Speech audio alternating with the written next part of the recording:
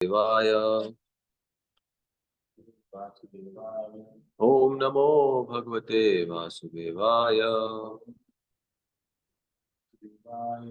नारायण नमस्कृत्यं नरं चैव नरोत्तमं देवीं सरस्वतीं व्यासं ततो जयमुदीरयेत्। नष्टप्रायेषु भद्रेषु नित्यं भागवत सेवया भगवती उत्तम श्लोके भक्तिर्भवति नष्टकी। कृष्णाय वासुदेवाय देवकी नंदनाय च नंदगोपकुमाराय गोविंदाय नमो नमः। सर्वप्रथम श्रीमान राम अपने प्रभु जी का आभार व्यक्त करता हूँ कि उन्होंने मुझे इस सेवा में युक्त किया। बिना किसी योग्यता के भक्त इतने कृपालु होते हैं कि हमें विभिन्न सेवाओं में वो युक्त करते हैं। तो आप सबसे याचना है कि हमारे लिए प्रार्थना करें, हमें आशीर्वाद दें कि जो शिल प्रभुपाद से श्रवण किया है उसको ज्यों का त्यों आपके सामने प्रस्तुत कर पाए। यही एक प्रयास रहेगा। तो आज हम श्रीमद् भागवतम से श्रवण कर रहे हैं। इसका जो स्कंद है वो दूसरा है और अध्याय 8वां है, जिसका शीर्षक है महाराज परीक्षित द्वारा पूछे गए प्रश्न, और इसकी श्लोक संख्या है 4। सो श्रीमद् भागवतम 2.8.4।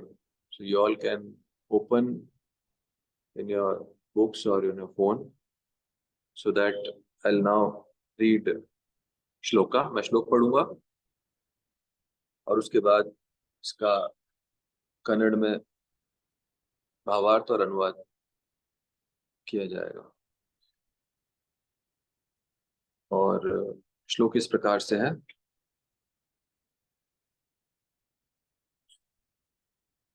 प्रणवत श्रद्धया नित्यं गृणतश्च स्वचेष्टितं कालेन नातिदीर्घेन भगवान विशते हृदि। तो अब मैं निवेदन करूंगा कि इसका अनुवाद और प्रभुपाद जी का तात्पर्य कन्नड़ में पढ़ा जाए। ಹರೇ ಕೃಷ್ಣ. ಓದ್ತೀರಾ? ಇದನ್ನ ಕನ್ನಡದಲ್ಲಿ ಅನುವಾದ ತಾತ್ಪರ್ಯ. ಎರಡನೇ ಸ್ಕಂದ ಅಧ್ಯಾಯ 8 ಶ್ಲೋಕ ಸಂಖ್ಯೆ 4. ಓದದ ಪ್ರಭುಜಿ? ಹಾ, ಮಾತಾಡಿ. ಈ ತರ ಅನುವಾದ ತಾತ್ಪರ್ಯ. ಅನುವಾದ. ಶ್ರೀಮದ್ ಭಾಗವತವನ್ನು ಸದಾ ಕ್ರಮಬದ್ಧವಾಗಿ ಶ್ರವಣ ಮಾಡುವವರು ಮತ್ತು ವಿಷಯವನ್ನು ಅತಿ ಗಂಭೀರವಾಗಿ ಪರಿಗಣಿಸುವವರ ಹೃದಯದಲ್ಲಿ ಅತ್ಯಲ್ಪ ಕಾಲದಲ್ಲಿಯೇ ದೇವೋತ್ತಮ ಪರಮಪುರುಷನಾದ ಶ್ರೀಕೃಷ್ಣನು ವ್ಯಕ್ತನಾಗುತ್ತಾನೆ. ಭಾವಾರ್ಥ: ಅಗತ್ಯ ಯೋಗ್ಯತೆಗಳಿಲ್ಲದೆಯೇ ಅಗ್ಗದ ಭಕ್ತರು ಅಥವಾ ಭಗವಂತನ ಪ್ರಾಪಂಚಿಕ ಭಕ್ತರು ಅವನನ್ನು ಕಣ್ಣಾರೆ ಕಾಣಲು ತುಂಬಾ ಉತ್ಸುಕರಾಗಿರುತ್ತಾರೆ. ಅಂತಹ ಮೂರನೇ ದರ್ಜೆಯ ಭಕ್ತರನ್ನು ಚೆನ್ನಾಗಿ ತಿಳಿಯಬೇಕಾದುದು ಏನೆಂದರೆ ಐಕ ವ್ಯಾಮೋಹ ಮತ್ತು ಭಗವಂತನ ಸಮ್ಮುಖ ದರ್ಶನ ಇವೆರಡೂ ಒಟ್ಟಿಗೆ ಸಾಧ್ಯವಿಲ್ಲ. ಭಗವಂತನ ಸಮ್ಮುಖ ದರ್ಶನವು ಅಂತಹ ಯಾಂತ್ರಿಕ ಕಾರ್ಯವಲ್ಲ. ಮೂರನೇ ದರ್ಜೆಯ ಐಕ ಡಾಂಬಿಕ ಭಕ್ತರ ಪರವಾಗಿ ವೃತ್ತಿಪರ ಭಾಗವತ ಕಂಠಪಾಠಕರು ಮಾಡಬಹುದಾದ ಯಾಂತ್ರಿಕ ಕಾರ್ಯದಿಂದ ಅದು ಸಾಧ್ಯವಾಗುವುದಿಲ್ಲ. ಈ ಸಂಬಂಧದಲ್ಲಿ ವೃತ್ತಿಪರರು ಅಪ್ರಯೋಜಕರು, ಏಕೆಂದರೆ ಅವರು ಆತ್ಮ ಸಾಕ್ಷಾತ್ಕಾರ ಹೊಂದಿದವರಾದರೂ ಅಲ್ಲ ಅಥವಾ ಕೇಳುಗರ ಮುಕ್ತಿಯ ಬಗೆಗೆ ಆಸಕ್ತಿಯುಳ್ಳವರೂ ಅಲ್ಲ. ಅವರು ಸುಮ್ಮನೆ ಸಾಂಸಾರಿಕ ಬಂಧನಗಳ ಸ್ಥಾಪನೆ ನಿರ್ವಹಣೆಗಳಲ್ಲಿ ಆಸಕ್ತರಾಗಿರುತ್ತಾರೆ ಮತ್ತು ತಮ್ಮ ವೃತ್ತಿಯಲ್ಲಿ ಕೆಲವು ಲೌಕಿಕ ಪ್ರಯೋಜನಗಳನ್ನು ಪಡೆಯಲು ಆಸಕ್ತಿಯುಳ್ಳವರಾಗಿರುತ್ತಾರೆ. ಮಹಾರಾಜ ಪರೀಕ್ಷಿತನು 7 ದಿನಗಳಿಗಿಂತ ಹೆಚ್ಚು ಕಾಲ ಬದುಕುವಂತಿರಲಿಲ್ಲ. ಆದರೆ ಮಹಾರಾಜ ಪರೀಕ್ಷಿತನು ಇತರರಿಗೆ ವೈಯಕ್ತಿಕವಾಗಿ ಸಲಹೆ ಮಾಡುವುದೇನೆಂದರೆ, ವ್ಯಕ್ತಿಯು ಶ್ರೀಮದ್ ಭಾಗವತವನ್ನು ಕ್ರಮಬದ್ಧವಾಗಿ ನಿತ್ಯವೂ ಸ್ವಂತ ಪ್ರಯತ್ನದಿಂದ ಮತ್ತು ಅತೀವ ಶ್ರದ್ಧೆಯಿಂದ ಕೇಳಬೇಕು ಎಂದು. ಅದು ವ್ಯಕ್ತಿಯ ಹೃದಯದಲ್ಲಿ ಭಗವಾನ್ ಶ್ರೀಕೃಷ್ಣನನ್ನು ಕೂಡಲೇ ಕಾಣಲು ಸಹಾಯಕವಾಗುವುದು. ಡಾಂಬಿಕ ಭಕ್ತನಾದರೂ ಲೌಕಿಕ ಪ್ರಯೋಜನಗಳಿಂದ ಅಲಿಪ್ತನಾಗದೆ ಶ್ರೀಮದ್ ಭಾಗವತವನ್ನು ಕ್ರಮಬದ್ಧವಾಗಿ ಕೇಳುವ ಗಂಭೀರ ಯತ್ನವನ್ನೂ ಮಾಡದೆ ತನ್ನ ಇಚ್ಛೆಗನುಗುಣವಾಗಿ ಭಗವಂತನನ್ನು ನೋಡಲು ತುಂಬಾ ಉತ್ಸುಕನಾಗಿರುತ್ತಾನೆ. ಶ್ರೀಮದ್ ಭಾಗವತವನ್ನು ಕೇಳಿದ ಮತ್ತು ಅದರಿಂದ ಪ್ರಯೋಜನವನ್ನು ಪಡೆದ ಮಹಾರಾಜ ಪರೀಕ್ಷಿತನಂತಹ ಅಧಿಕೃತ ವ್ಯಕ್ತಿಗಳು ಸಲಹೆ ಮಾಡಿದ ಮಾರ್ಗ ಅದಲ್ಲ. ಹರೇ ಕೃಷ್ಣ. हरे कृष्णा। थैंक यू माता जी, बहुत बहुत धन्यवाद। ओम अज्ञानतिमिरन्धस्य ज्ञानाञ्जनशलाकया चक्षुरुन्मिलितं येन तस्मै श्रीगुरुवे नमः। नमो विष्णुपदाय कृष्णपृष्ठाय भूतले श्रीमते भक्तिवेदांत स्वामी नामिने। नमस्ते सारस्वतीदेवे गौरवाणी प्रचारिणे निर्विशेष शून्यवादी पाश्चात्यदेशतारिणे। जय श्री कृष्ण चैतन्य प्रभु नित्यानंदा श्री अद्वैता गदाधर श्रीवासादि गौर भक्तवृंदा।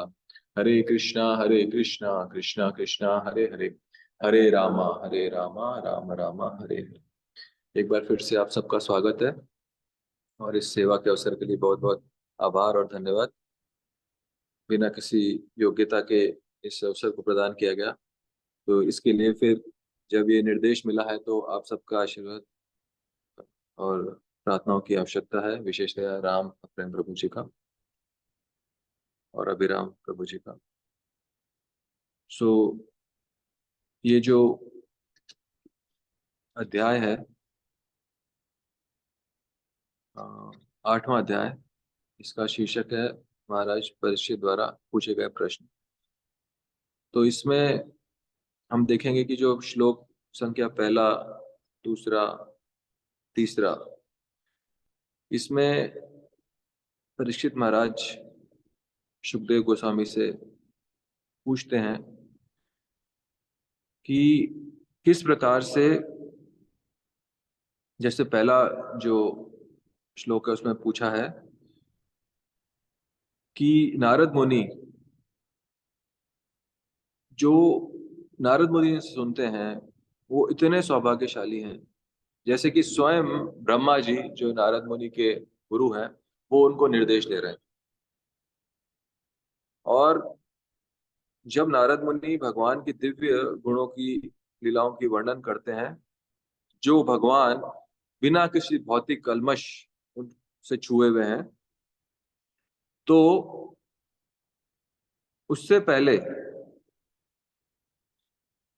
उस समय नारद मुनि ने किनको ये सब निर्देश दिए। उसके बाद अगले श्लोक में महाराज परीक्षित फिर से बोलते हैं कि जो भगवान संबंधी जो भी वार्तालाप चर्चाएं होती हैं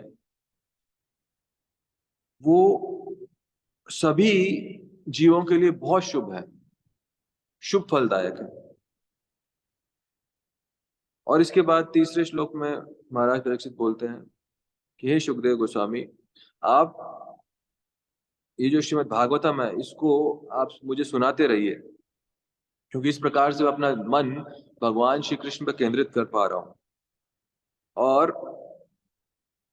इस प्रकार से जब मैं भगवान पे अपना मन केंद्रित कर रहा हूं तो मेरे सारे जो भौतिक कल्मश हैं वो नष्ट हो जाएंगे और उस स्थिति में अपना शरीर त्यागना चाहता हूं।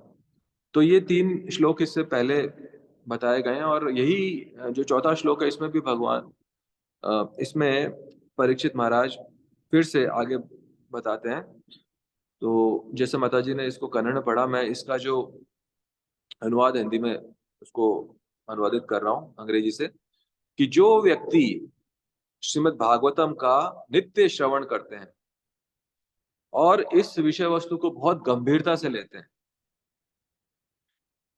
उनके हृदय में बहुत ही छोटे समय में, बहुत ही अल्प काल में भगवान श्री कृष्ण प्रकट हो जाएंगे। तो ये जो 3 श्लोक हैं, श्लोक संख्या 4, 5, 6 इस अध्याय के, ये भागवतम का श्रुति फल है कि जब हम गंभीरता से और नित्य रूप से भक्तों के संग में भागवतम का श्रवण करते हैं तो उसका क्या फल प्राप्ति होती है। और जैसे आप सभी रोज सुबह श्रीमद् भागवतम का श्रवण करते हैं तो इस प्रकार से 3 श्लोक हमारे लिए बहुत महत्वपूर्ण हो जाते हैं कि हम जब श्रवण करें तो किस भाव से करें और फिर उस श्रवण के बाद हमें उसका क्या लाभ प्राप्त होगा। इस ज्ञान के साथ अगर श्रवण करेंगे तो हम सही रूप से भागवतम का श्रवण कर पाएंगे उसी गंभीरता के साथ। तो इसलिए 3 श्लोक भागवतम के श्रुतिफल श्लोक हैं और बहुत महत्वपूर्ण है। तो मुझे कुछ, जब मैं इस कक्षा के लिए विचार कर रहा था तो कुछ मुझे हृदय में परमात्मा ने कुछ मुझे प्रेरणा दी कि मैं क्या किस प्रकार से इसकी चर्चा करूं। तो यहाँ पे आप देखिए कि बताते हैं अनुवाद में शिल प्रभुपाद कि बहुत गंभीरता से भागवतम का श्रवण करना होगा और नित्य करना होगा, रोज करना होगा, ज्यादा से ज्यादा करना होगा। उसके बाद हृदय में भगवान श्री कृष्ण बहुत अल्प समय में, बहुत छोटे समय में प्रकट हो जाएंगे। भगवान के प्रकट होने का क्या अर्थ हम लोग समझ सकते हैं इसमें? देखिए अगले श्लोक में उसकी चर्चा की कि हृदय से सारे कल्मश, काम, क्रोध, लोभ, मोह, मद, मात्सर्य नष्ट हो जाएंगे। और फिर उससे अगले श्लोक में बताया कि जब इस प्रकार से हृदय शुद्ध हो जाता है तो व्यक्ति कभी भी भगवान श्री कृष्ण के चरण कमलों को छोड़ना नहीं चाहता, हमेशा उनको अपने हृदय में धारण करना चाहता है। जैसे कि एक लंबी यात्रा के बाद कोई व्यक्ति अपने घर पहुंचता है थका हारा, और फिर वहां पे उसको आश्रय प्राप्त होता है, उसके बाद वो अपने घर को कभी छोड़ना नहीं चाहता, वहीं वो रुकना चाहता है, क्योंकि वहां पे उसे यात्रा की थकान और जितने कष्ट हुए हैं उसका वहां उसे समाधान मिलता है। वैसे ही हमारे जीवन में सारे जो भी त्रैताप हैं, आदि दैविक, आदि भौतिक, आध्यात्मिक, उनसे हमें अगर छुटकारा पाना है तो भगवान के श्री कर्ण कमलों का आशीर्वाद लेना होगा, और वो शरण लेनी होगी, और वो शरण हमें प्राप्त होती है श्रीमद् भागवतम के नित्य श्रवण से। तो यहाँ पे जब प्रभुपाद बताते हैं कि बहुत गंभीरता से श्रवण करना है, रोज करना है, तो इसके विषय में मुझे 3 छोटी कथाएं याद आई कि मैं आपके साथ उनका चर्चा कर पाऊं। पहली कथा जो मुझे ध्यान आई वो है श्रीवास ठाकुर की। श्रीवास ठाकुर जो स्वयं नारद मुनि है, वो भगवान श्री चैतन्य की लीला में एक बार वर्णन आता है कि एक भागवतम के बहुत सुंदर वक्ता हैं, उनका नाम है देवानंद पंडित। तो देवानंद पंडित जब उस समय भागवतम का पठन कर रहे थे तो श्रीवास ठाकुर वहां पे उपस्थित थे, और जब भगवान श्री कृष्ण की विभिन्न लीलाओं की वहां पे चर्चा हो रही थी तो श्रीवास ठाकुर का हृदय उस समय इतना प्रेम से भर गया कि उनके शरीर में विकार प्रकट होने लगे, वो अश्रुपात करने लगे। वो उस समय अपने शरीर पे उनका कोई भी काबू नहीं रहा। वो इस प्रकार से नीचे लेट के कभी लौटने लगे, कभी उनके अंगों से उनके जो रोए हैं उनके शरीर पे वो खड़े होने लगे, और कभी वो हंसने लगे। तो वहां पे जो अन्य श्रोता थे उनको लगा कि ये तो बिल्कुल एक विचित्र सा व्यवहार कर रहे हैं ये। तो उनको उस सभा से निष्कासित कर दिया गया, उनको वहां से निकाल दिया गया। और उनको उस प्रकार से जब निकाला गया तो भगवान चैतन्य जो है वो सबके हृदय में परमात्मा के रूप में विराजित है। तो उन्होंने देवानंद पंडित जो है उनको उनके हृदय से जो भगवत के प्रेम के प्रति जो श्रद्धा थी वो वहां से उनके हृदय से निकल गई। तो प्रश्न आता है कि देवानंद पंडित ने तो उस समय इस प्रकार कुछ नहीं किया, वो तो वहां श्रोतागण थे, उन्होंने श्रीवास ठाकुर को निकाला। तो बाद में जब देवानंद पंडित चैतन्य महाप्रभु से मिले तो उन्होंने समझाया कि आपने उस समय जब मेरे प्रिय भक्त श्रीवास ठाकुर को इस प्रकार से निष्कासित किया गया, उस समय आपने अन्य श्रोताओं को रोका नहीं, ये आपका बहुत बड़ा एक अपराध है। और इस प्रकार से जो आपके हृदय में जब आप भागवतम का पठन करते थे, हृदय में भगवान स्वयं विराजमान होते थे और सभी श्रोताओं को लाभ मिलता था, उसके बाद वो बिल्कुल बंद हो गया। तो हमें शिक्षा मिलती है सर्वप्रथम कि जब हमारा हृदय शुद्ध होता है तो जैसे श्रीवास ठाकुर भागवतम की कथाओं में प्रवेश करते थे, ऐसा होता था कि जैसे उनके उस लीला के वो भाग हैं। इस प्रकार से जब हृदय की शुद्धि होती है तो हम श्रीमद् भागवतम को उस प्रकार से आस्वादन कर पाते हैं। परंतु अभी तो यही है कि हमारी साधना भक्ति में हम निरंतर श्रवण करें, और बाकी जो भगवान की कृपा से हमें प्राप्त होगा वो उनकी इच्छा है। हमारी इस प्रकार से कोई इच्छा नहीं है कि हमें भी इस प्रकार से श्रीवास ठाकुर के समान बनना है, परंतु हमें एक झलक मिलती है कि कैसे भक्त जब उनका हृदय शुद्ध हो जाता है और श्रीमद् भागवतम के प्रति उनकी रुचि रहती है, तो कैसे वो अनुभूतियां करते हैं। और ये भी हमें शिक्षा मिलती है कि भक्तों के प्रति अपराध ना हो, इसके लिए हमें हमेशा सचेत रहना पड़ेगा। इसी प्रकार से भगवान श्री चैतन्य जब भागवतम का श्रवण करते थे तो जगन्नाथपुरी में तोटा गोपीनाथ मंदिर में गदाधर पंडित तो श्रीमती राधा रानी है और स्वयं श्री कृष्ण भगवान चैतन्य जब भागवतम की कथाएं सुनते थे, उस समय भगवान श्री चैतन्य निरंतर अश्रुपात करते थे। उनकी आंखों से निरंतर आंसू बहते थे। जब वो इतने आंसू बहते थे कि भागवतम के जो अक्षर थे वो धूमिल हो गए थे, वहां पे आंसू गिर गिर। तो उनकी कथाएं मुख्यतया दो होती थी। पहली कथा थी जो 7वां स्कंद है उसमें प्रहलाद महाराज की, और दूसरी ध्रुव महाराज की कथा। तो उन कथाओं को बार बार श्रवण करते थे। हमें भागवतम में इस प्रकार से नहीं विचार करना चाहिए कि चलो मैंने एक बार पढ़ लिया, 2 बार पढ़ लिया और मुझे सब पता है या मुझे कथाएं मालूम है। नहीं, चैतन्य महाप्रभु ने अपने उदाहरण से समझाया कि भगवान की कथाएं तो इतनी मधुर हैं कि जैसे कोई अमृत का आस्वादन करता है। निगम कल्प तरोर गलितम फलम सुख मुखाद अमृत द्रव्यम संयुतम पिबत भागवतम रसमालयम महुर अहोर रसिक भूय भाविका। ये भागवतम की शुरुआत में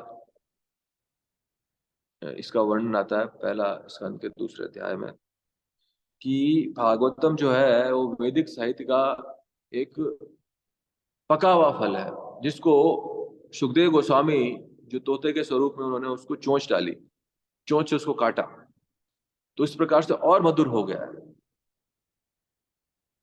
और जिस प्रकार से कोई वस्तु चबानी पड़ती है खाने के लिए, परंतु इस श्लोक में बताया गया है द्रव्यम संयुतम।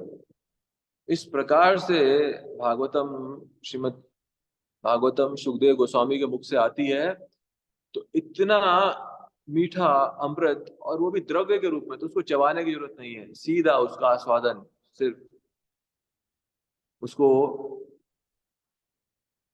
पीने की जरूरत है बस। पिबत भागवतम रसमालयम, और ये रस का आलय, जो रस का भंडार श्रीमद् भागवतम है, उसका आस्वादन कौन करते हैं? मूर अहो रसिक भूय भाविका, जो भगवान के प्रति श्रद्धावान और जिनके, जैसे हमने चर्चा की, हृदय से सारे कलमश दूर हो गए हैं, वही इस भागवतम का आस्वादन कर सकते हैं।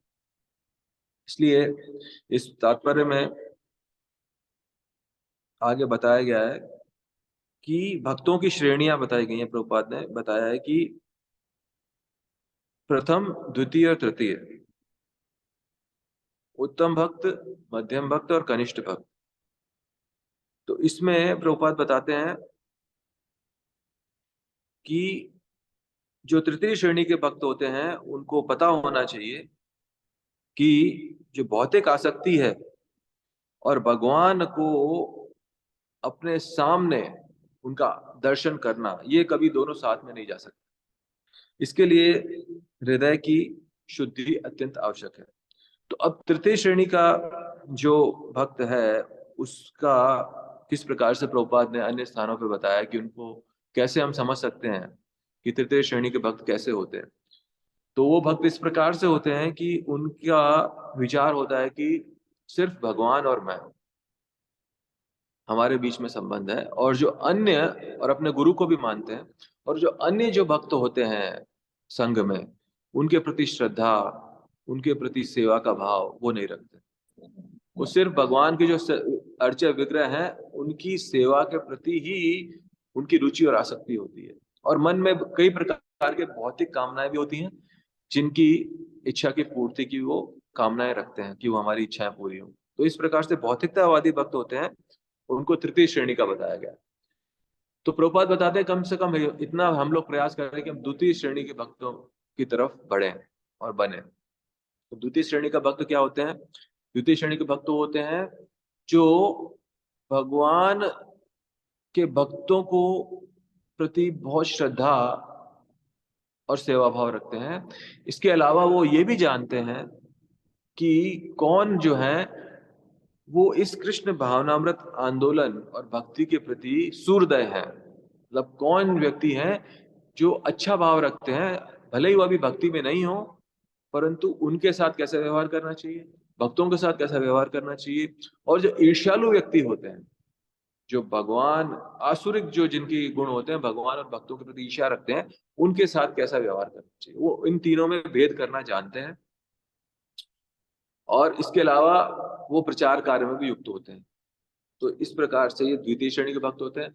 और जो महाभागवत भक्त, जैसे हमने 12 महाजनों के बारे में सुना, और अन्य शिल प्रभुपाद और इस्कॉन में बहुत सारे आपको सुंदर प्रथम श्रेणी के भक्त भी दिखते हैं, कि वो व्यक्ति, वो भक्त जो कि भगवान के प्रति हर समय उसकी चेतना भगवान के चिंतन में लगी रहे, उसके लिए ना तो कोई शत्रु है ना मित्र है। जैसे भगवान ने गीता में बताया, स्थित प्रज्ञ, उसके उसके लिए ना सर्दी है ना गर्मी है, वो हमेशा भगवान की कृपा के रूप में हर चीज स्वीकार करता है। तो इसमें चैतन्य चरितामृत में मध्य लीला में 8वें अध्याय में 274 श्लोक है, उसमें उत्तम श्रेणी के भक्त की परिभाषा भगवान श्री चैतन्य ने दी है। स्थावर जंगम देखे ना देखे तार मूर्ति, सर्वत्र हरे निज इष्ट देव स्फूर्ति। कि वो जो भक्त है उत्तम श्रेणी का, उसको कभी भी कहीं भी चर अचर इस प्रकार से कि ये जो जीव है और ये जड़ वस्तु है, उसको इस प्रकार से कहीं भेद दिखता ही नहीं है। वो हमेशा भगवान की अनुभूति किसी भी व्यक्ति और वस्तु में वो भगवान के अंश के रूप में उसकी अनुभूति करता है। हमेशा उसको अपने इष्ट देव भगवान श्री कृष्ण हर समय दिखाई देते हैं। जैसे हम उदाहरण के रूप में प्रहलाद महाराज की जब हमने कथा देखी, उस समय उनसे पूछा गया हिरण्यकशिपु द्वारा कि ये खंबे में है क्या आप विष्णु, तो उनको उस समय उस खंबे में विष्णु दिख रहे थे। तो ये एक महाभागवत का एक भाव होता है, एक अनुभूति होती है। और फिर अपने भक्त के जो वचन है उसको सिद्ध करने के लिए उस खंबे से भगवान श्री नरसिंह देव प्रकट हुए। तो इस चर्चा का आज ये हमें सीख है कि हम 3 प्रकार के भक्तों की श्रेणियों को समझें। यहाँ पे शिल प्रभुपाद ने तीसरी श्रेणी के भक्त का वर्णन किया है। और आगे हम देखते हैं, प्रभुपाद बताते हैं कि जो कथावाचक होते हैं, जिनका प्रभुपाद बताते हैं कि ना तो उन्होंने कुछ स्वयं की अनुभूति की है, स्वयं की अनुभूति मतलब जीवेर स्वरूप है कृष्ण दास, ना तो वो अनुभूति की है, ना ही ये अनुभूति है कि मैं एक विशुद्ध आत्मा हूं, और ना ही उनको इस बात की चिंता है कि जो सुनने वाले हैं भागवतम का, उनका उद्धार कैसे होगा। इस प्रकार से प्रभुपाद ने चेतावनी दी है यहाँ पे कि हमें बहुत सावधान रहना होगा कि भागवतम का श्रवण किससे किया जाए। इस प्रकार से जो भागवतम के वक्ता हैं, जिसने भागवतम का एक व्यापार खोला हुआ है, उनसे कभी भी चर्चा भागवतम की नहीं सुननी चाहिए। और इसमें हम लोग ये समझ सकते हैं, जिससे पहले चर्चा की, कि तीसरी श्रेणी का भक्त दूसरी श्रेणी में आने में समय लगता है या क्यों नहीं आ पाता है, या दूसरी श्रेणी का भक्त पहली श्रेणी में, इस प्रकार से। तो मुख्यतः तीसरी श्रेणी के बारे में हमने सुना है भगवान श्री कृष्ण से भगवत गीता के दूसरे अध्याय के 44वें श्लोक में। उसमें भगवान बताते हैं, भोगेश्वर्य प्रसक्ता नाम तया अप्रतिचेतसा व्यवसायत्मिका बुद्धि समाधो न विदे। जब तक हमारी वृत्ति भोग और ऐश्वर्य में लगी रहेगी, किसी प्रकार से भौतिक इच्छाएं हैं, व्यवसायत्व का बुद्धि समाधो न विदित। उस व्यक्ति की बुद्धि एक निष्ठ भगवान के भागवतम श्रवण में और उस भाव से भागवतम श्रवण में कि किस प्रकार से, जैसे प्रभुपाद ने बताया कि मेरी इस जन्म मृत्यु के चक्कर से मुक्ति हो, भगवान श्री कृष्ण के प्रति सेवा का सिर्फ एक ही भाव, उनके भक्तों की सेवा के प्रति बस यही भाव मेरा रहे। वो भाव क्यों नहीं आता है? क्योंकि भोग ऐश्वर्य प्रसन्नता, जो वृत्ति है वो भोग और ऐश्वर्य में लगी हुई। किस प्रकार से मुझे ज्यादा धन की प्राप्ति हो, कैसे ऐश्वर्य बढ़े, कैसे उस ऐश्वर्य से भोग करूं। वेदों में आपने सुना होगा, वर्णित है धर्म अर्थ काम मोक्ष, ये चतुर पुरुषार्थ हैं और पंचम पुरुषार्थ है भगवान श्री कृष्ण की अहेतु की अप्रियता, ये आत्मा सुप्रसिद्धि। भक्ति हो तो अहेतु की हो, बिना किसी हेतु की। हमें भगवान से कुछ नहीं चाहिए, सब कुछ तो दिया है उन्होंने। जीवेर स्वरूप कृष्ण दास, अहेतु की और अप्रतियता, बिना रुकी हुई भक्ति, नित्य भक्ति और बिना किसी हेतु की भक्ति। तो आगे भगवान श्रील प्रभुपाद ने एक शब्द इस्तेमाल किया है इस अनुवाद में, नित्यम, और खुद का प्रयास और गंभीर भक्तिमय सेवा के साथ नित्य भागवतम का सेवन। ये यहाँ पे प्रभुपाद ने इस बात पे बहुत जोर दिया। तो नित्य भागवतम का श्लोक हमने शुरुआत में उच्चारण किया था, नष्ट प्रायेषु अभद्रेषु नित्यम भागवत सेवया भगवती उत्तम श्लोके भक्ति भवती नष्ट की।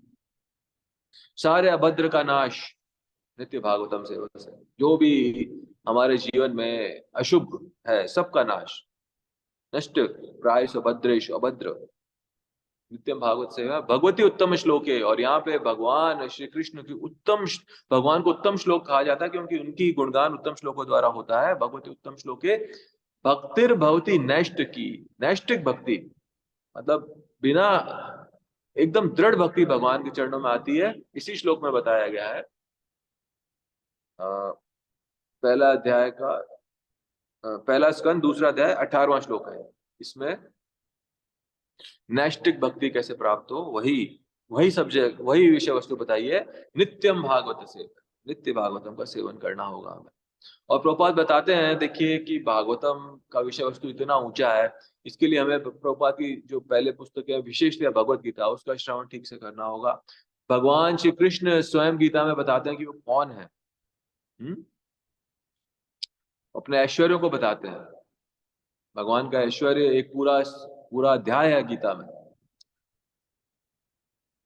जब भगवान श्री कृष्ण को समझ लेंगे उसके बाद हम लोग भागवतम का जो अध्ययन है ठीक से कर पाएंगे। तो जैसे प्रभुपाद ने बताया कि एलिमेंट्री स्टडी, जैसे स्कूलों में जो पढ़ाई होती है उसको भगवत गीता के समान बताया गया है। वो पढ़ाई करने के बाद ही कोई कॉलेज में जाने की विचार रखता है या योग्यता रखता है। तो भगवत गीता का अच्छे से अध्ययन करने के बाद हम लोग भागवतम को सही रूप से, जिस रूप से प्रभुपाद हमें समझाने का प्रयास कर रहे हैं, वो हम समझ पाएंगे। गीता के प्रति पहले हमें पूर्ण श्रद्धा के साथ उसका अध्ययन करना, उसको समझना भक्तों के साथ, और फिर श्रीमद् भागवतम का अध्ययन करना, और फिर चैतन्य चरितामृतम का अध्ययन भी उसके बाद कर सकते हैं। वो है पीएचडी की डिग्री। कॉलेज के बाद हम लोग उससे और आगे बढ़ेंगे तो भगवान श्री कृष्ण की लीलाओं को समझ पाएंगे। उसके बाद भगवान चैतन्य की लीलाएं। और श्रीमद् भागवतम जैसे हमने चर्चा की कि कैसे हमारे अनर्थ, कई बार हमें भागवतम का अध्ययन सही रूप से करने में हमारे लिए बाधा आते हैं। उसमें प्रहलाद महाराज बताते हैं 7वां स्कंद 5वां अध्याय 30वां श्लोक में बताते हैं, मतेर्न कृष्णे परतो सतो वा मितो अभिपेत्य ग्रह वृतानाम अदांत गोपी विशता तमिश्रम पुनः पुनः चरित चर्वणानाम। अब ये भागवतम प्रति रुचि क्यों नहीं आती है, ये प्रहलाद महाराज बताते हैं। मति ना कृष्ण परतो सदा, यहाँ प्रभुपाद बताते हैं कि खुद का प्रयास करें और दृढ़ रहे भक्ति में, तो भागवतम में हम लोग आगे उसको सही रूप से श्रवण कर सकते हैं। यहाँ प्रहलाद महाराज बताते हैं क्यों नहीं श्रवण हो रहा है।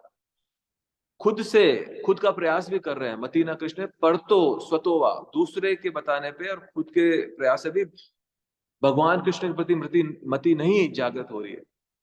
मितो अभिपेत्य ग्रहवता नाम, ये वही विषय वस्तु आ गई कि जिसने ग्रह का व्रत ले रखा है, अहम मामेति, कि ये मेरा घर है, ये मेरे परिवार है, बस यही ये मेरे सब कुछ है, और साथ साथ मैं भागवतम भी पढ़ूंगा, परंतु मेरी आसक्ति पूर्णतः घर में लगी हुई है। ऐसे व्यक्ति भागवतम के साथ आसक्ति नहीं रख सकते। एक म्यान में दो तलवार नहीं हो सकती। और घर से अगर हमें घर वालों से प्रेम और आसक्ति रखनी भी है तो भागवतम के माध्यम से रखनी होगी। इसमें भागवतम में बताया एक अध्याय आता है कि उसमें चर्चा है, 7वें स्कंद में ही वो अध्याय आता है कि आइडियल हाउस होल्डर लाइफ, एक जो घर में जो गृहस्थ रहते हैं वो उनका जीवन किस प्रकार से होना चाहिए। तो अगर भागवतम के माध्यम से हम लोग अगर घर में अपना संबंध रखते हैं तो प्रीति बहुत अच्छे से रहेगी घर वालों से। ऐसा नहीं है कि कोई किसी प्रकार से हम लापरवाही करेंगे। परंतु प्रहलाद महाराज बताते हैं, मति ना कृष्ण ने परतो सतोवा मितो अभिपेते ग्रह व्रतानम, ग्रह जैसे प्रभुपाद ने दो बताया कि गृहस्थ होते हैं, ग्रह मेदी होते हैं। हमें गृहस्थ बनना होगा जिसमें भगवान श्री कृष्ण हमारे गृहस्थ के मध्य में है, ना कि ग्रह मेदी जो रहते तो घर में है परंतु उनका मुख्य प्रयोजन भोग ऐश्वर्य का ही रहता है। घर में कैसे रहते भोग करूं, उनको बोलते हैं ग्रह मेदी। वो गृहस्थ आश्रम में ही नहीं आते। वो जो 4 आश्रम में ब्रह्मचर्य, गृहस्थ, वानप्रस्थ, संन्यास, तो व्यक्ति गृहस्थ आश्रम में नहीं है, उनको गृह मेदी, वो आश्रम से ही बाहर है। आश्रम का अर्थ क्या होता है? आश्रम का अर्थ होता है वो स्थान जहां पे भगवान श्री कृष्ण मध्य में है और भगवान श्री कृष्ण की भक्ति के प्रति प्रयास कर रहे हैं, वो है आश्रम। जैसे देखिए, जब भागवतम की शुरुआत होती है तो व्यासदेव बहुत चिंतित हैं और वो अपने आश्रम में बैठे हुए हैं। उनको समझ में नहीं आ रहा कि मेरे हृदय में तुष्टि क्यों नहीं हो रही है। तो उस आश्रम में फिर नारद मुनि प्रवेश करके उनको वहां पे 4 अध्याय में उनको समझाते हैं क्यों आपका हृदय तुष्ट नहीं है, क्योंकि आपने श्रीमद भगवान श्री कृष्ण का गुणगान ही नहीं किया अभी तक। आपने सभी वेद पुराण उपनिषद लिख दिए भगवान कृष्ण का, और वैसे ही इस कलयुग में लोग इतने ज्यादा आसक्त हैं कि उनको आपने धर्म अर्थ काम का पूरा ज्ञान दे दिया, तो और ज्यादा वो काम धर्म का दान पुण्य क्यों करते हैं? मुझे और ऐश्वर्य और काम की मुझे सुविधाएं प्राप्त हो, इसीलिए वो धर्म कर रहे हैं और धर्म से अर्थ कमाना चाहते हैं, उससे काम अपनी इंद्रिय। तो नारद मुनि बोले कि आपने सही रूप से इन जो ये कलयुग के जो जीव हैं उनको सही मार्गदर्शन नहीं दिया, उनको भगवान की विशुद्ध कथाओं के प्रति आस्वादन नहीं करवाया आपने। तो इस प्रकार से हमने देखा कि प्रहलाद महाराज ने ये शिक्षा दी है कि कैसे भगवान कृष्ण के प्रति मति नहीं हो रही है। वही जो हमने चर्चा की भगवत गीता की, भोग ऐश्वर्य प्रसक्ता नाम, उस लिए भगवान कृष्ण ने जो संदेश दिया वही का वही प्रहलाद महाराज ने यहाँ भागवतम में 7.5.30 में दोहराया, जो कि भगवान कृष्ण 2.44 गीता में वो संदेश दिया है। और अंत में प्रभुपाद जी इस तात्पर्य में बताते हैं कि भगवान को देखने के लिए जो एक नौसिखिया भक्त है वो बहुत ज्यादा उसकी इच्छा रहती है भगवान के दर्शन हो, परंतु कोई गंभीर प्रयास वो करता ही नहीं है भागवतम पढ़ने का नित्य, और उसका भौतिक रूप से कोई वैराग्य नहीं जागृत है, और वो इच्छा करता है कि मुझे भगवान के दर्शन हो। ये कोई भगवान महाराज परीक्षित ने जो श्लोक बताया ऊपर अनुवाद पढ़ा, उसमें प्रभुपाद बोलते हैं कि ये तो कोई रास्ता नहीं है। महाराज परीक्षित ने ये सब नहीं बताया है। महाराज परीक्षित ने जो बताया है वो ये है कि भागवतम का अध्ययन गंभीरता से किया जाए, नित्य किया जाए, और हमारे जो पूर्ववर्ती आचार्य हैं उनके चरण कमल पे चरणों का अनुसरण करके किया जाए। इसमें एक महाभारत में वन पर्व में युधिष्ठिर महाराज एक श्लोक बोलते हैं, 313 अध्याय 117 श्लोक, जो कि चैतन्य चरितामृत में मध्य लीला में भगवान चैतन्य उसको दोबारा दोहराए हैं मध्य लीला 17 अध्याय 186 श्लोक है। धर्मस्य तत्त्वं नियत गुहाय महाजनो येन गता सपंथा। कि धर्म का जो तत्व है बहुत ही गुह्य है, उसको समझना आसान नहीं है। श्रीमद् भागवतम को समझना, धर्म क्या? धर्मस्तु साक्षात भगवत प्रणेते, जीव स्वरूप है कृष्ण रहते दास, ये धर्म है एक जीव का। उसको समझना कोई आसान नहीं है। जैसे यहाँ पे चैतन्य महाप्रभु बोल रहे हैं कि धर्मस्य तत्वम निहितम गुह्यम, बहुत गुह्य है ये, पर उसको समझ कैसे सकते हैं हम? महाजनो येन गता संपदा, कि महाजन जिस मार्ग पे चले उनका अनुसरण हम करें, उनकी शिक्षाएं जो हमें मिली हैं उसका हम अनुसरण करें। तो हमने देखा पहले श्रीवास ठाकुर का, चैतन्य महाप्रभु का क्या भाव है भागवतम को पढ़ते हुए, और उस भागवतम से उन्होंने अपने जीवन में जो शिक्षा है उसको उतारा, उस प्रकार से हम उसमें आगे बढ़ सकते हैं। अब समय हो गया है, तो मैं यहाँ पे विराम दूंगा और एक बार भगवान का जो हरे कृष्णा महामंत्र उसको उच्चारण करते हैं। हरे कृष्णा कृष्णा कृष्णा हरे हरे, हरे राम राम राम हरे हरे। सो राम अपने प्रभु जी, आप इसका इसका सारे अनुवाद करना चाहिए कन्नड़ में। बहुत धन्यवाद प्रभु। हरे कृष्ण। ನೀವೆಲ್ಲರಿಗೆ ಕನ್ನಡ ಅನುವಾದ ಬೇಕಂದ್ರೆ ಹೇಳ್ಬೋದು, ಕನ್ನಡ ಅನುವಾದ ಬೇಕಂದ್ರೆ ನಾನು ಮಾಡ್ತೀನಿ, ಇಲ್ಲಾದ್ರೆ ಪ್ರಭುಜಿ ಇನ್ನೊಂದು 10 ನಿಮಿಷ ಜಾಸ್ತಿ ಶ್ರವಣ ಮಾಡ್ಬೋದು, ನಿಮ್ಮ ಅಭಿಪ್ರಾಯ. ಬೇಕನ್ಸಿದ್ರೆ ಏನ್ ತೊಂದ್ರೆ ಇಲ್ಲ, ನಾನು ಸಾರಲ್ಲಿ ಹೇಳ್ಬೋದು. ಅರ್ಥ ಆಗ್ತಾ ಇದ್ರೆ ಬೇಡ, ಸಂಕೋಚ ಬಿಟ್ಟು ಹೇಳಿ ಯಾರಿಗಾದ್ರೂ ಬೇಕಂದ್ರೆ.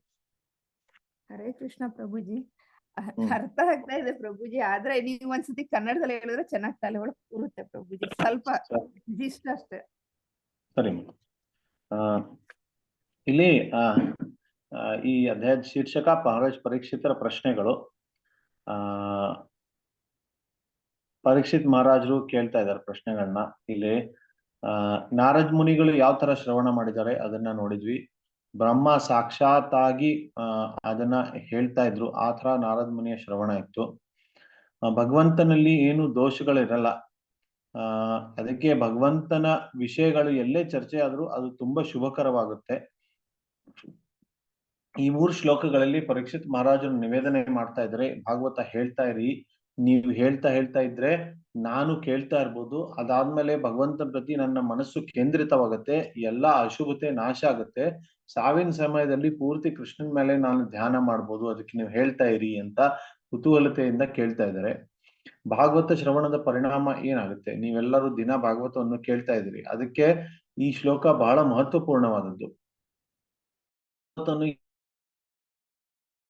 ಅದರ ಪರಿಣಾಮ ಏನಾಗುತ್ತೆ ಇದೆಲ್ಲ ಅರ್ಥ ಆಗುತ್ತೆ. ಈ ಜ್ಞಾನದಿಂದ ಯಾವಾಗ ನಾವು ಭಾಗವತ ಕೇಳ್ತೇವಿ ಅವಾಗ ಸರಿಯಾದ ರೀತಿಯಿಂದ ನಾವು ಭಾಗವತವನ್ನು ಕೇಳ್ಬೋದು.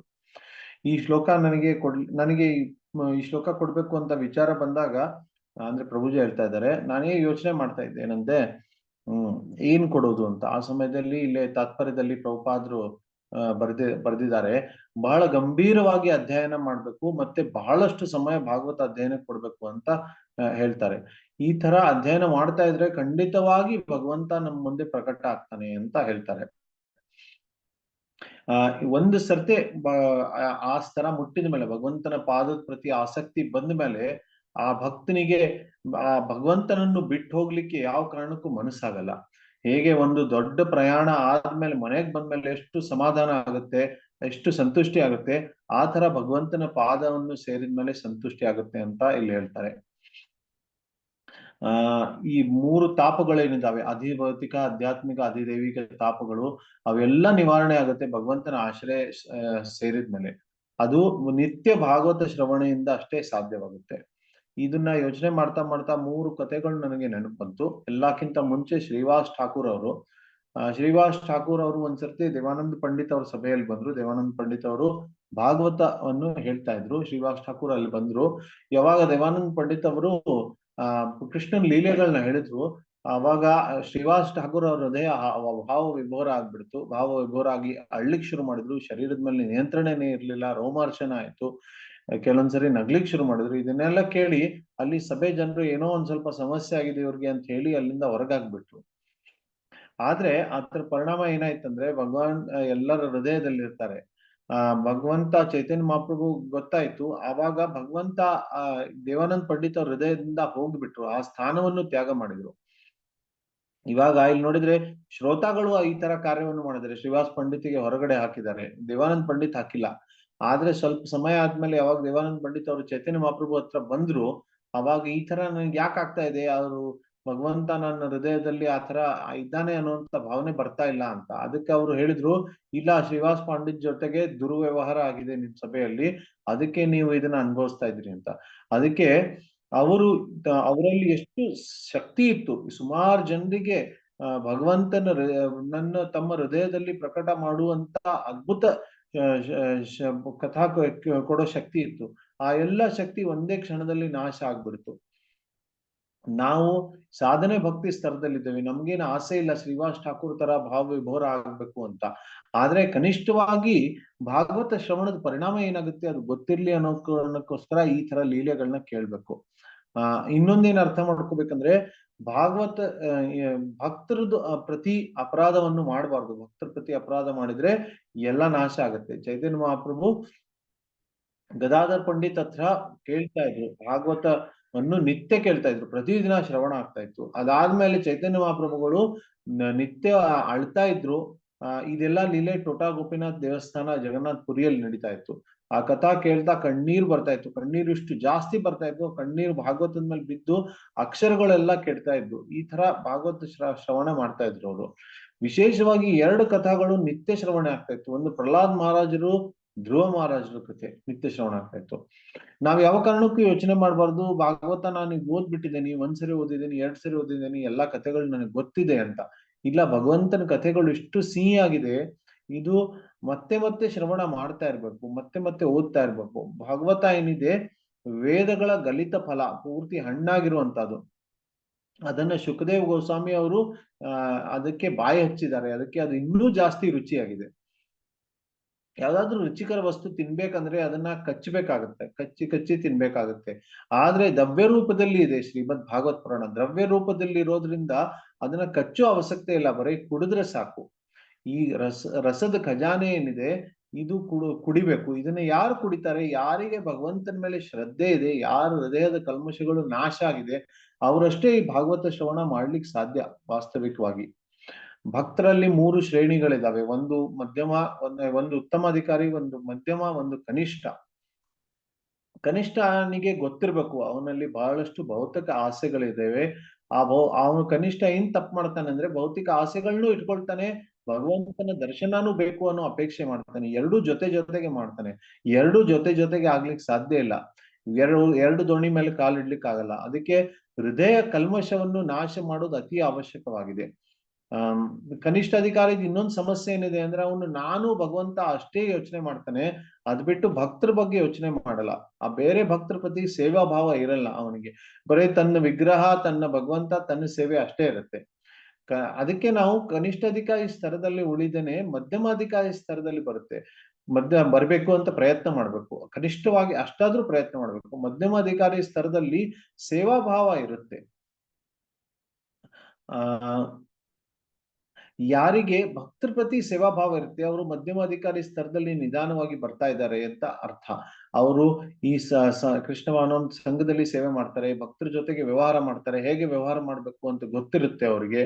ಆಮೇಲೆ 3 ಥರದ ಜನ, ಯಾರು ಹೊಸ ಜನ ಇರ್ತಾರೆ ಅವ್ರ ಜೊತೆಗೆ ಹೇಗೆ ವ್ಯವಹಾರ ಮಾಡ್ಬೇಕು, ಭಕ್ತರ ಜೊತೆಗೆ ಹೇಗೆ ವ್ಯವಹಾರ ಮಾಡ್ಬೇಕು, ಮತ್ತೆ ದ್ವೇಷಿಗಳು ಏನಿರ್ತಾರೆ ದ್ವೇಷಗಳಿಂದ ದೂರ ಇರ್ಬೇಕು, ಹೇಗೆ ಅವ್ರ ಜೊತೆಗೆ ವ್ಯವಹಾರ ಮಾಡ್ಬೇಕು, ಇದೆಲ್ಲ ಅವರಿಗೆ ಗೊತ್ತಿರುತ್ತೆ ಮಧ್ಯಮ ಅಧಿಕಾರಿ ಸ್ತರದಲ್ಲಿ. ಕನಿಷ್ಠ ಅಧಿಕಾರಿ ಸ್ತರದಲ್ಲಿ ಗೊತ್ತಿರಲ್ಲ. ಅದಕ್ಕೆ ಮಧ್ಯಮ ಅಧಿಕಾರಿ ಸ್ತರದವರು ಪ್ರಚಾರ ಕಾರ್ಯದಲ್ಲಿ ತುಂಬಾ ತೊಡಗ್ತಾರೆ. ಉತ್ತಮ ಅಧಿಕಾರಿಗಳು ಬಹಳ ಶ್ರೇಷ್ಠ ಶ್ರೇಣಿಯ ಜನರು, ನಿತ್ಯವಾಗಿ ಭಗವಂತನ ಧ್ಯಾನ ಮಾಡ್ತಿರ್ತಾರೆ. 12 ಮಹಾಜನರು ಹತ್ರಲ್ಲಿದ್ದಾರೆ. ಭಾಗವತ್ ಪುರಾಣದಲ್ಲಿ 12 ಮಹಾಜನರು ವರ್ಣನೆ ಇದೆ. ಅವರೆಲ್ಲ ಉತ್ತಮ ಶ್ರೇಣಿ ಭಕ್ತರು. ಆ ತರದ ಭಕ್ತರು ಬಹಳ ದುರ್ಲಭ. ಇಸ್ಕಾನ್ ಅಲ್ಲಿಯೂ ಕೂಡ ಸ್ವಲ್ಪ ಜನ ಸಿಗ್ಬೋದು ನಿಮಗೆ. ಅವರು ನಿತ್ಯವಾಗಿ ಭಗವಂತನ ಬಗ್ಗೆ ಧ್ಯಾನ ಮಾಡ್ತಾ ಇರ್ತಾರೆ. ಅವರಿಗೆ ಯಾರು ಶತ್ರುಗಳಿರಲ್ಲ, ಯಾರು ಮಿತ್ರರಿರಲ್ಲ. ಭಗವದ್ಗೀತೆಯಲ್ಲಿ ಕೃಷ್ಣ ಹೇಳ್ತಾನೆ, ಸ್ಥಿತ ಪ್ರಜ್ಞ, ಪ್ರತಿಯೊಂದು ಭಗವಂತನ ಕೃಪೆ ಅಂತ ಯೋಚನೆ ಮಾಡ್ತಾರೆ. ಆ ಚೈತನ್ಯ ಚರಿತಾಮೃತ ಮಧ್ಯಲೀಲ 8ನೇ ಅಧ್ಯಾಯ ಶ್ಲೋಕ ಸಂಖ್ಯೆ 234 ಸ್ಥಾವರ ಜಂಗಮ ದೇಕಿ ನದೇಕಿ ತೇರಿ ಮೂರ್ತಿ.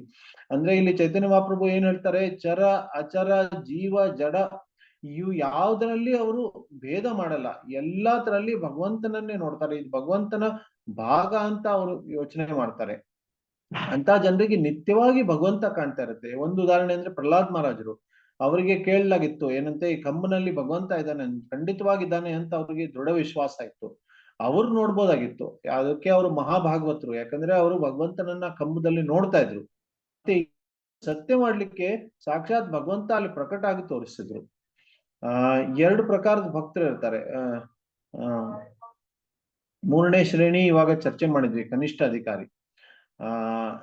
ಶ್ರೀಲ ಪ್ರಭುಪಾದರು ಮುಂದೇನ್ ಹೇಳ್ತಾನಂದ್ರೆ, ಕಥಾ ಶ್ರವಣ ಮಾಡ್ತಾ ಇರ್ತಾರೆ, ಆದ್ರೆ ಆ ಭಗವಂತನ ಬಗ್ಗೆ ಅರಿವಾಗಿರಲ್ಲ ಭಕ್ತರಲ್ಲಿ. ಆಮೇಲೆ ನಾವು ಆತ್ಮಾನು ಅರಿವು ಕೂಡ ಇರಲ್ಲ.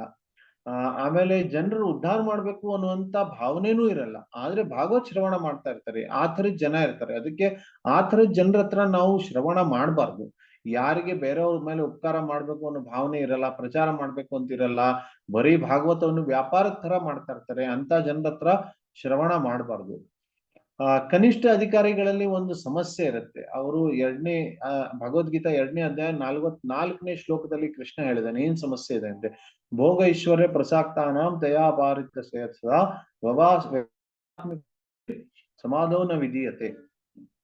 ಅವರು ಎಲ್ಲಿ ತನಕ ಹೃದಯದಲ್ಲಿ ಭೌತಿಕ ಆಸೆಗಳಿರ್ತಾವೆ ಅಲ್ಲಿ ತನಕ ದೃಢ ಸಂಕಲ್ಪ ಬರಲ್ಲ. ಏನಂತೆ, ಭಕ್ತಿಯಲ್ಲಿ ಪ್ರಗತಿ ಮಾಡ್ಬೇಕು ಅನ್ನುವಂತ ದೃಢ ಸಂಕಲ್ಪ ಬರಲ್ಲ. ಅದಕ್ಕೆ ಈ ತರದ ಭಾವನೆಯಲ್ಲಿ ಪ್ರಭುಪಾದ ಹೇಳ್ತಾರೆ, ಈ ತರದ ಭಾವನೆಯಲ್ಲಿ ಭೋಗ ಐಶ್ವರ್ಯವನ್ನು ಹೃದಯದಲ್ಲಿ ಇಟ್ಕೊಂಡು ಹರಿಕಥಾ ಶ್ರವಣ ಮಾಡ್ತಿದ್ರೆ ಏನಾಗತ್ತೆ, ಬರೀ ನಾವು ದುಡ್ಡು ಸಂಗ್ರಹ ಹೇಗ್ ಮಾಡ್ಬೇಕು, ಭೋಗ ಹೇಗ್ ಮಾಡ್ಬೇಕು ಅನ್ನೋಂತ ಭಾವನೆಯಲ್ಲಿ ನಾವ್ ಇರ್ತೀವಿ. ವಿನಃ ಭಗವಂತನ ಭಕ್ತಿ ಬೆಳೆಸ್ಕೋಬೇಕು, ಮುಕ್ತಿ ಪಡ್ಬೇಕು ಅನ್ನೋಂಥದ್ದು ಯಾವ ಕಾರಣಕ್ಕೂ ಬರಲ್ಲ. 4 ಪುರುಷಾರ್ಥಗಳ ಬಗ್ಗೆ ಶಾಸ್ತ್ರದಲ್ಲಿ ವರ್ಣನೆ ಇದೆ, ಧರ್ಮ ಅರ್ಥ ಕಾಮ ಮೋಕ್ಷ ಅಂತ. ಆದ್ರೆ ಭಾಗವತ 5ನೇ ಪುರುಷಾರ್ಥದ ಬಗ್ಗೆ ಮಾತಾಡ್ತಾ ಇದೆ. 5ನೇ ಪುರುಷಾರ್ಥ, ಪಂಚಮ ಪುರುಷಾರ್ಥ ಅಂದ್ರೆ ಅಹೇತುಕಿ ಭಕ್ತಿ. ಅಹೇತುಕಿ ಅಪ್ರತಿಹತ ಭಕ್ತಿ ಅಂದ್ರೆ ನನ್ನ ಸ್ವಾರ್ಥ ಇಲ್ಲ ಇದರಲ್ಲಿ, ಮತ್ತೆ ಯಾವ ಕಾರಣಕ್ಕೂ ಭಕ್ತಿ ನಿಲ್ಸಲ್ಲ ಅನ್ನುವಂತ ಭಕ್ತಿ ಏನಿದೆ ಅದಕ್ಕೆ ಅಹೇತುಕಿ ಅಪ್ರತಿಹತ ಅಂತಾರೆ. ಇದು ಪಂಚಮ ಪುರುಷಾರ್ಥ. ಇದಕ್ಕೆ ನಿತ್ಯ ಶ್ರವಣ ಅತಿ ಅವಶ್ಯಕವಾಗಿರುತ್ತೆ. ಈ ಶ್ರವಣದಿಂದ ನಾವು ಭಗವದ್ಗೀತಾ ಮೊದಲನೇ ಸ್ಕಂದದಲ್ಲಿ ನೋಡಿದ್ವಿ, ಎಲ್ಲ ಅಶುಭತೆ ನಾಶ ಆಗುತ್ತೆ. ಶೃಣ್ವತಾಂ ಸ್ವಕಥಾ ಕೃಷ್ಣ ಪುಣ್ಯ ಶ್ರವಣ ಕೀರ್ತನಾತ್ ವಿದ್ಯಂತಸ್ಥೋ ಯ ಭದ್ರಾಣಿ ವಿದ್ಯುನೋತಿ ಸುರಿತ್ಸತಾಂ ನಷ್ಟಪ್ರಾಯೇಶು ಅಭದ್ರೇಶು ನಿತ್ಯಂ ಭಾಗವತ ಸೇವೆ. ನಿತ್ಯ ಭಾಗವತ ಶ್ರವಣದಿಂದ ಏನಾಗುತ್ತೆ ಅಂದ್ರೆ ಎಲ್ಲ ಅಭದ್ರತೆಗಳು ನಾಶ ಆಗುತ್ತೆ. ಭಗವತಿ ಉತ್ತಮ ಶ್ಲೋಕ, ಭಗವಂತನನ್ನ ಉತ್ತಮ ಶ್ಲೋಕ ಅಂತ ಹೇಳಿದಾರೆ ಇಲ್ಲಿ. ಉತ್ತಮ ಶ್ಲೋಕ ಯಾಕೆ, ಉತ್ತಮ ಶ್ಲೋಕಗಳಿಂದ ಭಗವಂತನ ವರ್ಣನೆ ಆಗುತ್ತೆ, ಆ ಕಾರಣಕ್ಕೆ ಅವರಿಗೆ ಉತ್ತಮ ಶ್ಲೋಕ ಅಂತ ಹೇಳಿದ್ದಾರೆ. ಅದಕ್ಕೆ ಭಾಗವತ ಶ್ರವಣ ಸರಿಯಾಗಿ ಮಾಡ್ಬೇಕು. ಭಗವದ್ಗೀತೆ ಶ್ರವಣ ಕೂಡ ಅವಶ್ಯಕವಾಗಿದೆ, ಯಾಕಂದ್ರೆ ಕೃಷ್ಣನ ವಿಭೂತಿಗಳು, ಕೃಷ್ಣನ ಐಶ್ವರ್ಯಗಳು ಭಗವದ್ಗೀತೆಯಲ್ಲಿ ಹೇಳಿದ್ದಾರೆ. ಅದಕ್ಕೆ ಭಗವದ್ಗೀತೆ ಶ್ರವಣ ಅರ್ಥ ಮಾಡ್ಕೊಂಡ್ಮೇಲೆ ನಾವು ಭಾಗವತ ಶ್ರವಣ ಮಾಡೋದು ತುಂಬಾ ಸುಲಭ ಆಗುತ್ತೆ. ಭಾಗವತ ಕೂಡ ಸರಿಯಾಗಿ ಶ್ರವಣ ಮಾಡಿ ಆಮೇಲೆ ಮುಂದೆ ಚೈತನ್ಯ ಚರಿತಾಮೃತಕ್ಕೆ ಹೋದ್ರೆ ಅದು PhD ಲೆವೆಲ್ ಇದ್ದಂಗಿರುತ್ತೆ, ಅದು ಪೂರ್ಣ ಜ್ಞಾನವನ್ನು ಕೊಡುತ್ತೆ. ಅನರ್ಥಗಳು, ನಮ್ಮ ಹೃದಯದಲ್ಲಿರುವ ಅನರ್ಥಗಳು ಬಹಳ ದೊಡ್ಡ ಅಡಚಣಿಗಳು ನಮಗೆ ಭಕ್ತಿ ಪ್ರಗತಿಯಲ್ಲಿ. ಭಾಗವತ್ ಪುರಾಣದ 7ನೇ ಸ್ಕಂದದ 5ನೇ ಅಧ್ಯಾಯ ಶ್ಲೋಕ ಸಂಖ್ಯೆ 30ರಲ್ಲಿ ಪ್ರಹ್ಲಾದ್ ಮಹಾರಾಜರು ಹೇಳ್ತಾರೆ, ಮತೇರ್ನ ಕೃಷ್ಣೇ ಪರತಸ್ವತೋವಾ. ಆ ಶ್ಲೋಕದಲ್ಲಿ ಅವ್ರೇನ್ ಹೇಳ್ತಾರಂದ್ರೆ, ನಮ್ಮ ಪ್ರಯತ್ನ ಭಾಗವತ ಶ್ರವಣದಲ್ಲಿ ಇರುತ್ತೆ, ಪ್ರಯತ್ನ ನಾವು ಶ್ರವಣ ಮಾಡಿ ಆ ಕಥೆಯನ್ನು ಕೇಳಿ, ಆದ್ರೂ ಕೂಡ ನಮಗೆ ಯಾಕೆ ಆಸೆ ಹುಟ್ಟುತ್ತಾ ಇಲ್ಲ ಭಗವಂತನ ಪ್ರತಿ, ಇನ್ನು ತನ ಇಚ್ಛೆಗಳು ಯಾಕೆ ಬರ್ತಾ ಇಲ್ಲ ಇಷ್ಟೆಲ್ಲ ಮಾಡಿದ್ರು ಕೂಡ? ಯಾಕಂದ್ರೆ ನಾವು ಗ್ರಹ ವ್ರತಗಳಾಗಿದ್ದೀವಿ. ಗ್ರಹ ವ್ರತ ಅಂದ್ರೆ ನಮಗೆ ಪರಿವಾರನೇ ಸರ್ವಸ್ವ, ನಮ್ಮ ಪರಿವಾರದ ಉದ್ಧಾರಕ್ಕೋಸ್ಕರ ನಾವು ಕೆಲಸ ಮಾಡ್ತೀವಿ, ಆದ್ರೆ ಭಾಗವತ ಶ್ರವಣ ಕೂಡ ಮಾಡ್ತಾ ಇದ್ದೀವಿ. ಅದಕ್ಕೆ ನಾವು ಆ ತರ ಗ್ರಹ ವ್ರತ ಇರಬಾರ್ದು, ಗ್ರಹಮೇಧಿ ಇರಬಾರ್ದು, ನಾವು ಗೃಹಸ್ಥ ಆಗ್ಬೇಕು. ಗ್ರಹಮೇಧಿ ಬರೀ ಇಂದ್ರಿಯ ಭೋಗ ಒಂದೇ ಕೇಂದ್ರವಾಗಿರ್ತಾನೆ. ನನ್ನ ಪರಿವಾರದಲ್ಲಿದ್ದು ನಾನು ಹೇಗೆ ಇಂದ್ರಿಯ ಭೋಗ ಮಾಡ್ಬೇಕು ಅದೊಂದೇ ಯೋಚನೆ ಮಾಡ್ತಾರೆ. ಅವರು ಆಶ್ರಮದ ಭಾಗ ಇರಲ್ಲ, ಗೃಹಸ್ಥ ಆಶ್ರಮದ ಭಾಗ ಇರಲ್ಲ. 4 ಆಶ್ರಮಗಳಿರ್ತಾವಲ್ಲ, ಬ್ರಹ್ಮಚಾರಿ, ಗೃಹಸ್ಥ, ವಾನಪ್ರಸ್ಥ, ಸನ್ಯಾಸಿ. ಗ್ರಹಮೇಧಿ 4 ಆಶ್ರಮದ ಭಾಗ ಇರಲ್ಲ. ಗೃಹಸ್ಥ ಆಶ್ರಮದಲ್ಲಿ ಇರ್ತಾನೆ. ಆಶ್ರಮ ಅಂದ್ರೆ ಕೃಷ್ಣ ಕೇಂದ್ರಿತವಾಗಿರ್ತಾನೆ ಅಂತ ಜಾಗದಲ್ಲಿ. ವೇದವ್ಯಾಸರು ತಮ್ಮ ಆಶ್ರಮದಲ್ಲಿದ್ರು, ಆದ್ರೆ ಅವರಿಗೆ ಅಸಂತುಷ್ಟಿ ಇತ್ತು. ನಾರದ್ ಮುನಿ ಬಂದು ಹೇಳಿದ್ರು ಏನಂತೆ, ನೀವು ಕೃಷ್ಣನ ಗುಣಗಾನ ಮಾಡ್ಲಿಲ್ಲ, ಆ ಕಾರಣಕ್ಕೆ ನಿಮಗೆ ಅಸಂತುಷ್ಟಿ ಇದೆ ಅಂತ. ಇದಾಗ್ಲೇ ಜನರಿಗೆ ಭೌತಿಕ ಆಸೆಗಳು ಇಷ್ಟು ಜಾಸ್ತಿ ಇದಾವೆ, ನೀವು ಇಷ್ಟೆಲ್ಲ ಕರ್ಮಕಾಂಡ ಅದೆಲ್ಲ ಕೊಟ್ಟು ಇನ್ನೂ ಆಸೆಗಳನ್ನ ಬೆಳೆಸ್ಲಿಕ್ಕೆ ವ್ಯವಸ್ಥೆ ಮಾಡಿದ್ರಿ, ಇದು ಸರಿಯಾದ ಮಾರ್ಗ ಅಲ್ಲ ಅಂತ ಹೇಳಿದ್ರು. ಪ್ರಹ್ಲಾದ್ ಮಹಾರಾಜರು ಏನ್ ಹೇಳ್ತಾ ಇದ್ರು ಇಲ್ಲಿ, ಯಾಕೆ ನಮಗೆ ಕೃಷ್ಣನ್ ಪ್ರತಿ ಆಸಕ್ತಿ ಇಲ್ಲ? ಅದೇ ಕೃಷ್ಣನು ಭಗವದ್ಗೀತೆಯಲ್ಲಿ ಹೇಳ್ತಾನೆ, ಭೋಗ ಐಶ್ವರ್ಯ ಪ್ರಸಕ್ತ ನಮ್ಗೆ ಭೋಗ ಐಶ್ವರ್ಯದ ರುಚಿ ಇದೆ, ಅದಕ್ಕೆ ನಮಗೆ ಭಗವಂತನ ಪ್ರತಿ ಆಸಕ್ತಿ ಬರ್ತಾ ಇಲ್ಲ ಅಂತ. ಈ ತಾತ್ಪರ್ಯದ ಕೊನೆಯಲ್ಲಿ ಪ್ರಭುಪಾದರು ಏನ್ ಹೇಳ್ತಾರಂದ್ರೆ, ಒಬ್ಬ ಕನಿಷ್ಠ ಅಧಿಕಾರಿಗೆ ಭಗವಂತನ ನೋಡೋ ಆಸೆ ಇರುತ್ತೆ, ಆದ್ರೆ ಅವರು ಭಾಗವತ ಶ್ರವಣ ಮತ್ತೆ ಬೇರೆ ತಪಸ್ಸೆಗಳಿಗೆ ಪರಿಶ್ರಮ ಪಡಲ್ಲ. ಇದು ಸರಿಯಾದ ದಾರಿ ಅಲ್ಲ. ಗಂಭೀರ ಭಾಗವತ ಶ್ರವಣ ಪ್ರತಿದಿನ ಅತಿ ಅವಶ್ಯಕವಾಗಿದೆ, ಅದಾದ್ರೇನೆ ಭಗವಂತ ಪ್ರಕಟ ಆಗ್ತಾನೆ. ಈ ಪೂರ್ವರ್ತಿ ಆಚಾರ್ಯರ ಚರಣ ಪದ್ಮಗಳ ಮಾರ್ಗದರ್ಶನದಲ್ಲಿ ನಡಿಬೇಕು. ಮಹಾಭಾರತ ವನಪರ್ವದ 213ನೇ ಅಧ್ಯಾಯ 113ನೇ ಶ್ಲೋಕದಲ್ಲಿ ಒಂದು ಏನ್ ಹೇಳಿದ್ದಾರೆ, ಅದೇ ಮಧ್ಯಲೀಲಾ 17ನೇ ಅಧ್ಯಾಯ 186ನೇ ಶ್ಲೋಕದಲ್ಲಿ ಮತ್ತೆ ಅದನ್ನ ಹೇಳಿದ್ದಾರೆ. ಧರ್ಮಸ್ಯ ತತ್ವಂ ನಿಹಿತ ಗುಹಾಯ ಮಹಾಜನೋ ಏನ ಗತಾಸಪಂತ ಅಂತ. ಧರ್ಮದ ನಿಯಮಗಳು ಸರಳವಾಗಿ ಅರ್ಥ ಆಗಲ್ಲ. ಭಗವತದಲ್ಲಿ ಏನ್ ಹೇಳಿದ್ದಾರೆ, ಧರ್ಮಂತು ಸಾಕ್ಷಾತ್ ಭಗವತ್ ಪ್ರಣೀತಂ ಅಂತ. ಇದು ಧರ್ಮ ಅಂದ್ರೆ ಏನು, ಇದು ಅರ್ಥ ಮಾಡ್ಕೊಳ್ಳೋದು ಬಹಳ ಕಷ್ಟ. ಅದಕ್ಕೆ ಮಹಾಜನರ ಉಪದೇಶ ಅನುಸಾರವಾಗಿ ನಡಿಬೇಕು, ಆವಾಗ ಅರ್ಥ ಆಗುತ್ತೆ ಸರಳವಾಗಿ ಅಂತ ಇಲ್ಲಿ ಪ್ರಭುಗಳು ಶ್ಲೋಕದಲ್ಲಿ ಹೇಳಿದ್ದಾರೆ. ಹರೇ ಕೃಷ್ಣ. ಏನಾದ್ರೂ ಪ್ರಶ್ನೆಗಳಿದ್ರೆ ಕೇಳ್ಬೋದು, ಪ್ರಭುಜಿಗಳು ಉತ್ತರ ಕೊಡ್ತಾರೆ. Hare Krishna, Prabhuji, Dhanavad pranams. I have asked them if they have any questions. They can before ask. that, we're very grateful. I could hear, I could understand like 60-70% of Kannada, and you have not even missed one point, Prabhuji. So that is your quality. Very grateful of your sincere hearing, which inspires all of us. Thank you. Thank you, Prabhuji. Thank you.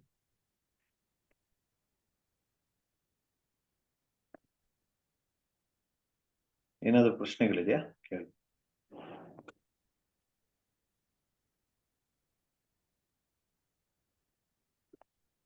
ಸರಿ, ಇಲ್ಲ ಅನ್ಸುತ್ತೆ. So we can close today's session, Prabhuji. So we can tomorrow meet and continue. Thank you very much, Prabhuji. Our Ramesh Prabhu has one question. Yes, Prabhuji.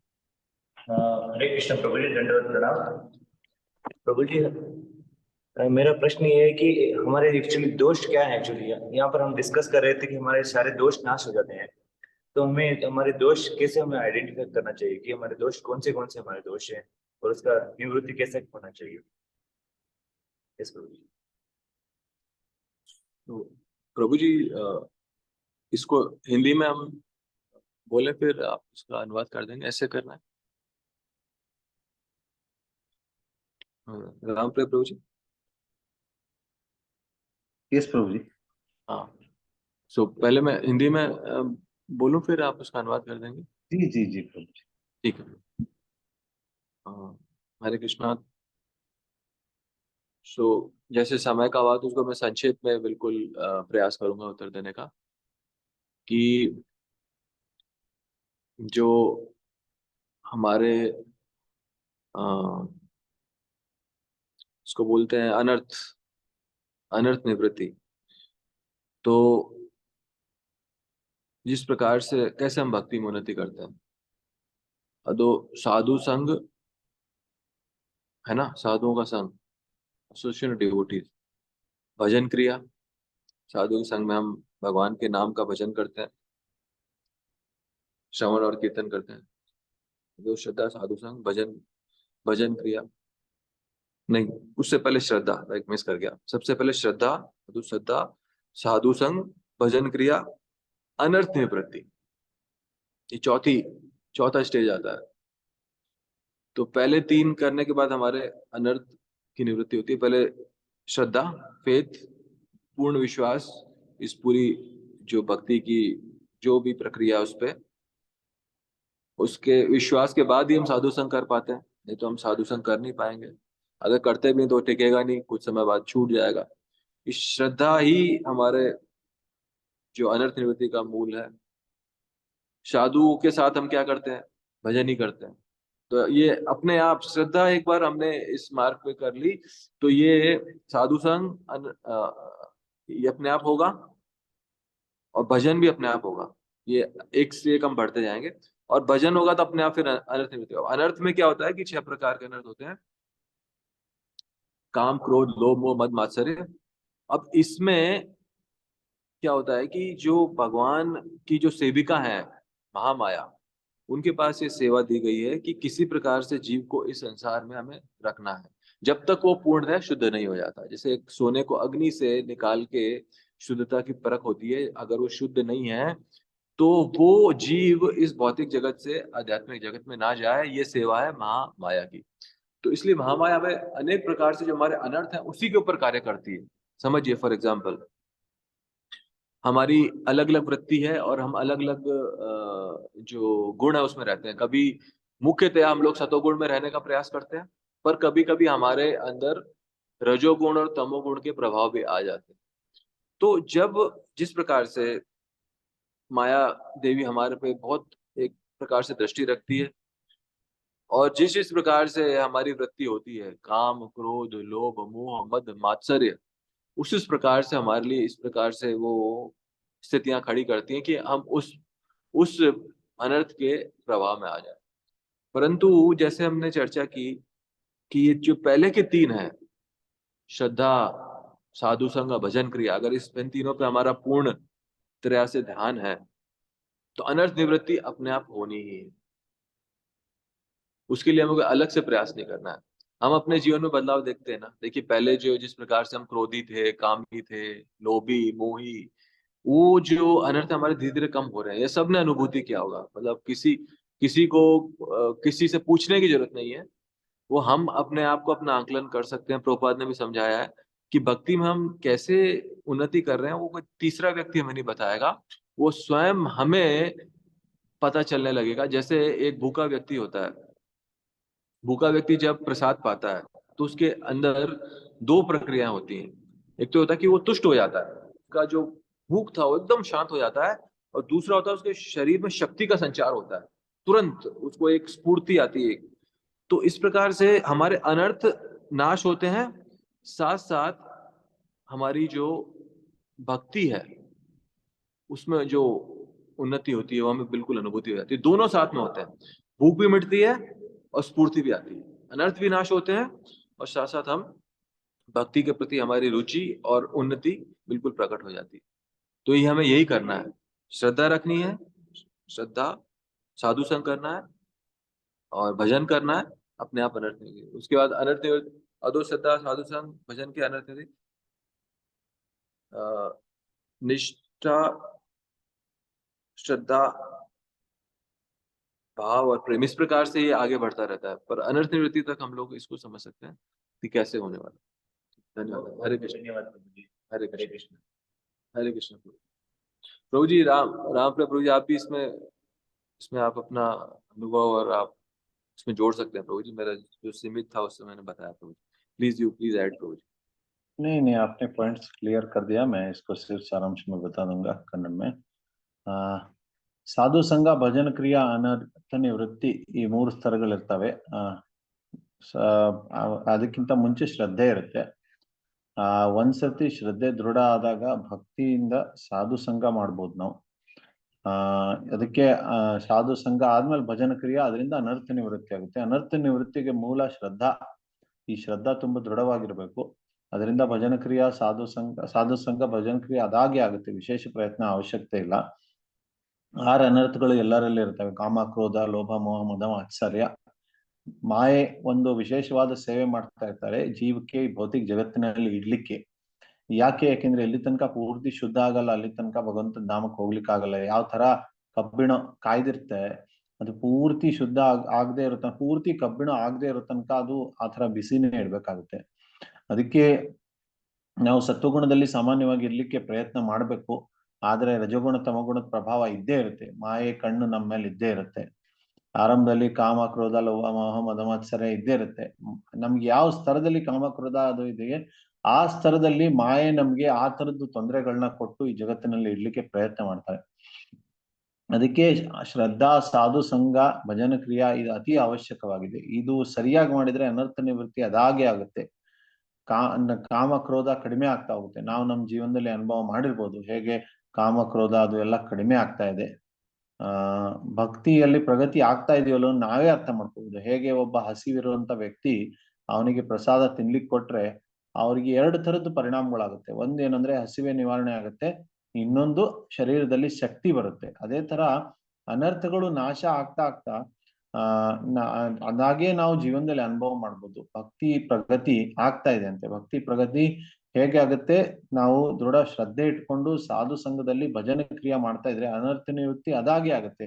ಆವಾಗ ನಮ್ಗೆ ಗೊತ್ತಾಗುತ್ತೆ ಏನಂತೆ, ನಮ್ಗೆ ಭಕ್ತಿನೂ ಬರ್ತಾ ಇದೆ, ಆಮೇಲೆ ಈ ಕಾಮ ಕ್ರೋಧಾದಿಗಳು ಕಡಿಮೆನೂ ಆಗ್ತಾ ಇದೆ. ಹೇಗೆ ಒಂದೇ ಸರ್ತೆ ಹಸಿವೆನೂ ನಿವಾರಣೆ ಆಗುತ್ತೆ, ಶರೀರದಲ್ಲಿ ಶಕ್ತಿನೂ ಬರುತ್ತೆ, ಆ ತರ ಕಾಮ ಕ್ರೋಧಾದಿ ಆಗುತ್ತೆ. ಮುಂದೆ ಉತ್ತರ ನಿಷ್ಠಾ, ರುಚಿ, ಆಸಕ್ತಿ, ಭಾವ, ಪ್ರೇಮ ಇವೆಲ್ಲ ಸ್ತರಗಳು ಬರ್ತವೆ. ಆದ್ರೆ ಆರಂಭದಲ್ಲಿ ಅನರ್ಥ ನಿವೃತ್ತಿ ಆಗ್ಬೇಕು. ಅದಕ್ಕೋಸ್ಕರ ಹರೇ ಕೃಷ್ಣ.